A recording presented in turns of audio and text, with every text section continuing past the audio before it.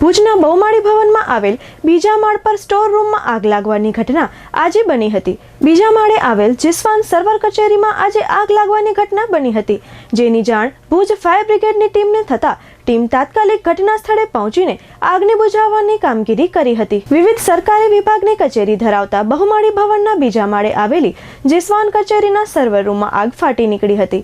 સંભવિત શોર્ટ સર્કિટના કારણે આગ ભભૂકી ઉઠતા રૂમ નંબર 303 અને 304 આગની લપેટમાં આવી ગયા હતા।